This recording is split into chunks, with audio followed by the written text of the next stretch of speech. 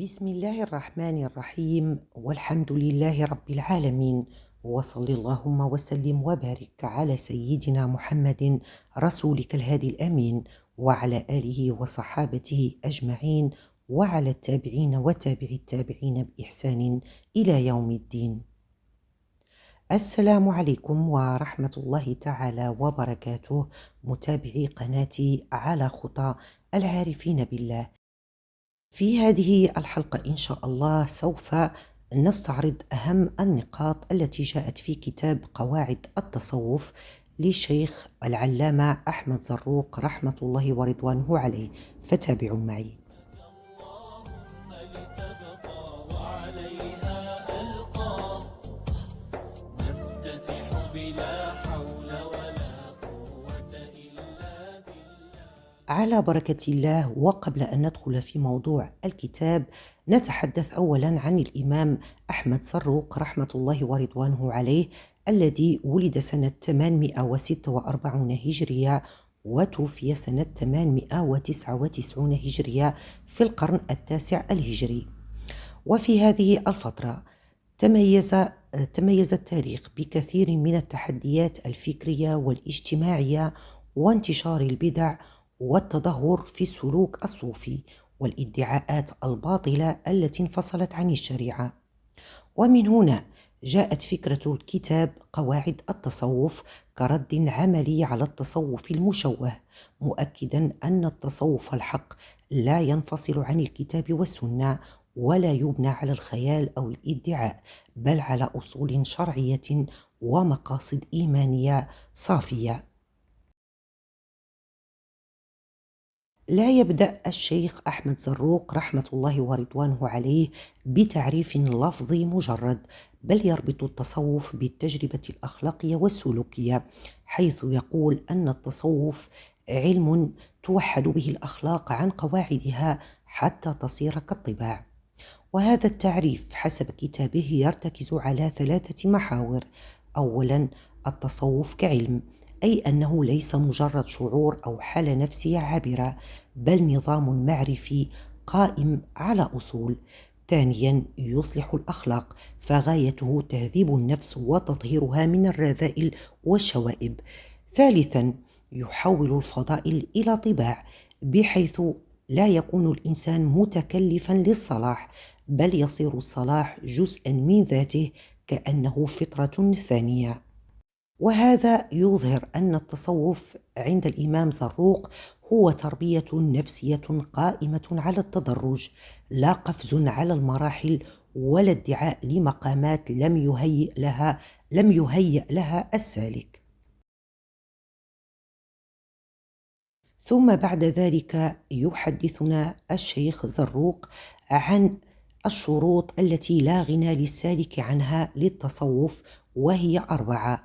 أولا، تقوى الله في السر والعلن، فليست التقوى مجرد اجتناب المحرمات، بل الورع في الظاهر والخفي.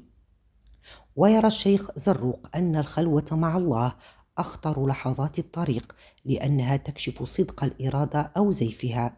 ومن علامات التقوى الحقيقية أن تترك ما لا بأس به، خوفا من الوقوع فيما به بأس. ثانيا، اتباع السنة في الظاهر والباطن، فيرفض الشيخ زروق أي تجربة روحية تخالف السنة، فالسنة ليست فقط في الأفعال الظاهرة كالصلوات والصيام، بل أيضا في النوايا والأخلاق والتعامل، بل حتى في طريقة الأكل والنوم. يقول: من لم يبني طريقه على السنة فليس من أهل الحق في شيء. ثالثا، الرضا بالقليل من الحلال، فليس المقصود الزهد في ذاته، بل التحرر من رق الشهوات والتعلق بالماديات. والرضا هنا هو ثمرة اليقين، أن يوقن العبد أن رزقه لا يأخذه غيره، فلا يلهث وراء الدنيا. فالزهد عند الشيخ الإمام زروق ليس فرارا من الحياة، بل حرية من التعلق. رابعا، الإخلاص والتوحيد الخالص، فالتوحيد ليس مجرد نطق باللسان، بل هو تطهير القلب من كل شريك مع الله، من الرغبة في المدح أو خوف الناس أو طلب الجاه، فالإخلاص هو ركن السلوك، إذا فسد الإخلاص فسد العمل كله ولو ظهرت عليه علامات القبول. ثم بعد هذا يحدثنا الإمام الشيخ زروق عن شروط السالك ومتطلبات الطريق، ويقول أنه لا يكفي أن يعلن الإنسان تصوفه، بل يجب أن يستوفي شروطا تربوية وعلمية. ويقول أن العلم هو قبل السلوك، ويحذرنا هنا من الجهل المركب، أن يسلك الإنسان طريقا لا يعرفه فيضل ويضل. فالعلم الذي يريده هو علم الشريعة، فقه العبادات، أحكام المعاملات، عقيدة سليمة، ومعرفة بالآداب النبوية الشريفة. ثم يمر بعد هذا إلى شرح ضرورة صحبة شيخ عارف تقي، فالشيخ ليس وسيطا بين العبد وبين الله كما يحلو للبعض أن يقول، بل هو مرشد يكشف للسالك عورات نفسه التي لا يراها. وشرط الشيخ أن يكون عالما عاملا متمسكا بالسنة بعيدا عن الرياء. ثم بعد هذا يتحدث أحمد زروق عن شرط آخر، وهو مراجعة النفس ومحاسبتها، ويدعون هنا إلى المراقبة المستمرة، بأن يحاسب الإنسان نفسه قبل أن يحاسبه ربه. فمراجعة اليوم، ماذا قلت، ماذا فعلت، ماذا نويت، وهل نويت هذا لوجه الله أم لا؟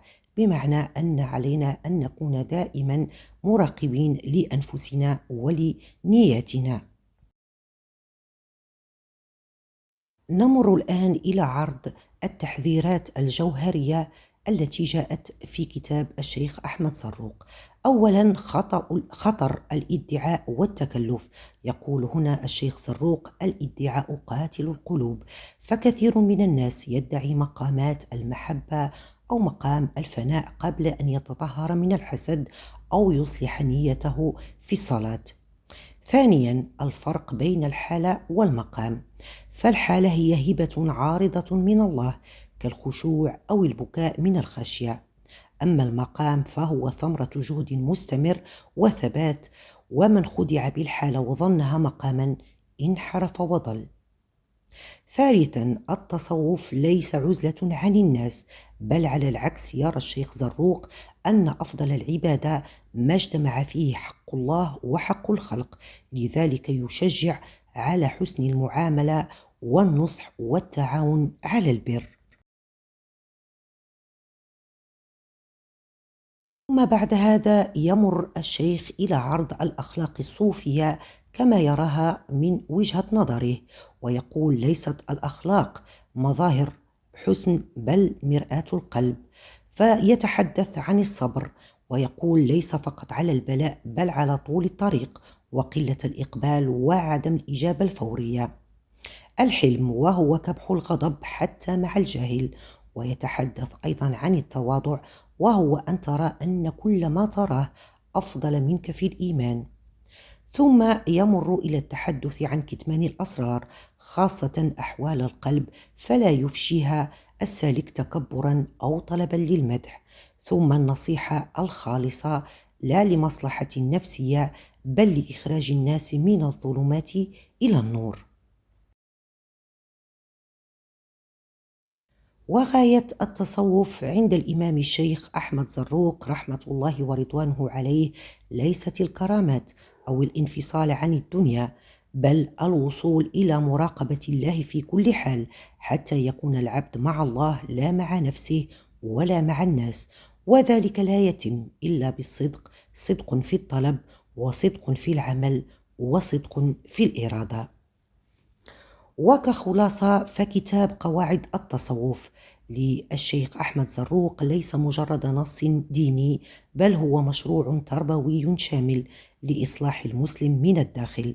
فزروق يدمج بين العلم الشرعي كشرط أول، والتزكية الأخلاقية كمنهج، والاتباع النبوي كمرجع، والإخلاص التوحيدي كغاية. ومن هنا فإن التصوف عند الشيخ أحمد زروق هو تصوف شرعي عقلاني أخلاقي لا يقبل الانفصال عن الواقع ولا عن المسؤولية. فالتصوف الزروقي هو بمثابة علاج لأمراض العصر الحديث، والتحدي هنا هو فقدان الاتجاه الروحي في عالم مادي. فالواقع الذي يعيش فيه الكثير من الناس اليوم في وهم الذاتية، يبحثون عن السعادة، عن المال، عن المظهر، عن الشهرة أو الترفيه، لكنهم يشعرون بفراغ داخلي مستمر. ومن هنا يقول الشيخ زروق أن التصوف علم تؤخذ به الأخلاق عن قواعدها حتى تصير كالطباع، وهذا يذكرنا أن السعادة الحقيقية لا تبنى على الخارج بل على تهذيب الباطن. في عالم يروج للذات المنتجة أو الذات المشهورة، يعيدون هذا الكتاب إلى الذات المطهرة التي تجد راحتها في القرب من الله تعالى وليس في إعجاب الناس.